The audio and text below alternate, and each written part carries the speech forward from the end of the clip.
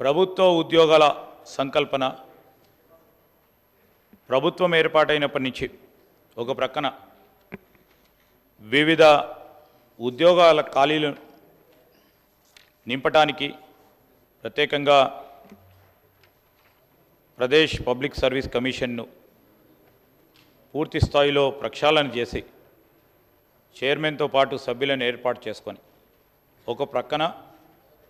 Job క్యాలెండర్ను నిర్వర్తించాలని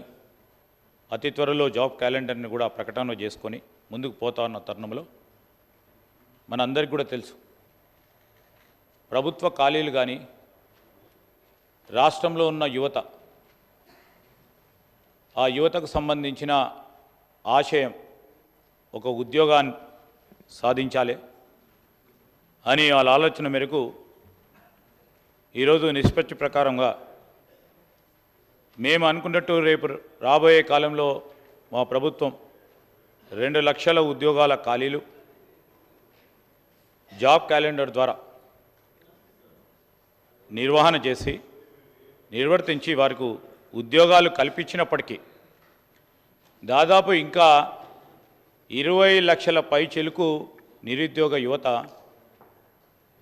ఉపాధి గురించి ప్రయత్నం చేస్తూనే ఉంటారు అధ్యక్ష.